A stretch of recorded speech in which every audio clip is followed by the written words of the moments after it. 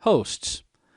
There are several different threats that can be created by a host. And when I say a host, I'm talking about a computer, whether it's a server or a workstation, or even a host could be a tablet or a cell phone if need be.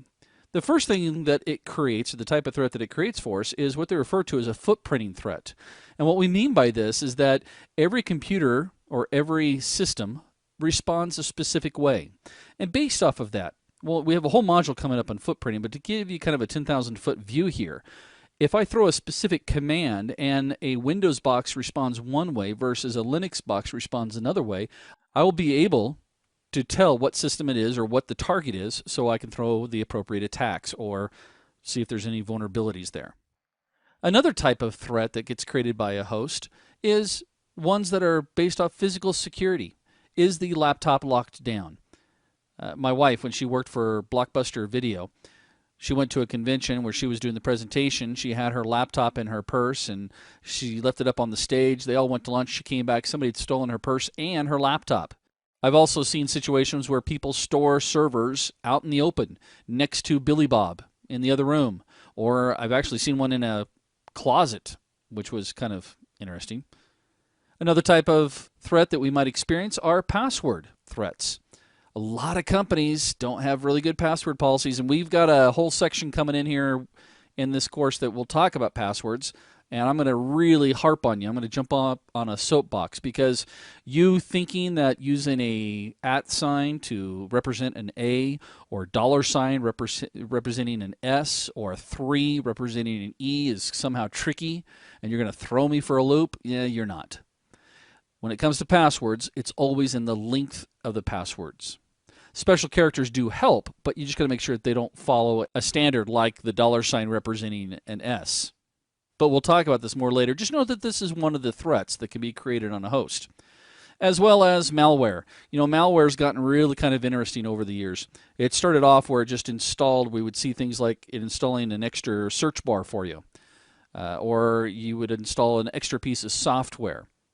Nowadays, we're seeing things that are extremely violent. I don't want to say violent, extremely intrusive. In some cases, I refer to it as extortionware. One of the latest ones, you get it on your machine, it actually encrypts the hard drive, and you have to send them a payment to get the key to unencrypt your own data. It was never your fault. In fact, since you sent them your credit card, odds were they were going to also drain your account. Another type of threats that we experience on host machines include denial of services. Now, denial of services, again, this could be one of those situations where it could be intentional or non-intentional. And what I mean by that is that intentional denial of services is where something gets affected on purpose and creates an environment where people can't gain access to that resource. Unintentionally, it could be an issue with, I've seen this in the real world, where a network card was defective and was creating a ton of network traffic and actually bogging down and taking up all the bandwidth. Another type of threat that we experience is unauthorized access.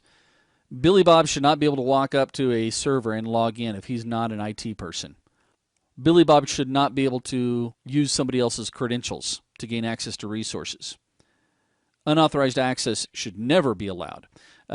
Give an example of this. Again, when my wife was working for Blockbuster, they had a rule initially that was it was a policy that wasn't really followed very well until this particular situation happened. And that is the customer service rep was helping check out videos to a customer, and the customer got the wrong video. So the rep said, well, let me just go grab it for you. And she walked away without 3 fingers saluting, locking the computer or logging it out, the system. And she walked away.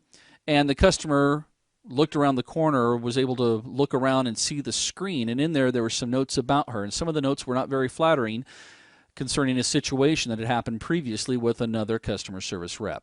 Lady sued and won. So then Blockbuster came out with the extremely strict policy that if you left a terminal unlocked, it allowed for unauthorized access, and people end up losing their jobs. Another threat that we might encounter with hosts would include escalated privileges or privilege escalation. This is actually one of my main focuses as a hacker. If I can get in with Billy Bob's account, I'm either going to do one of a couple of things. I'm either going to take Billy Bob's account and escalate his privileges And if I can accomplish that, then Billy Bob's going to get blamed for everything. Or I might try to create an account and escalate those privileges. I'm never going to create an account named after my name. I'm going to create an account. I'm going to actually kind of hide it and then try to escalate it up so that it can do the attacking for me. And that gets me to backdoors. Now, backdoors are typically created by malware or Trojans, giving us the attacker a way to get back into the system a lot easier than what it required when he got into the system at the beginning. We want to make it very, very easy for us to get back in. One of the most common ways that I've tested and tried doing is I'll actually go in and take a look at service accounts. In fact, this is one of the things I try to get across when it comes to security and ethical hacking is review your service accounts. Obviously, if I go in as an attacker and say I'm going to create an account called Zeus and give it administrative rights, and you're the IT guy and you look at it and you go, what's this Zeus thing? That sticks out really, really obviously.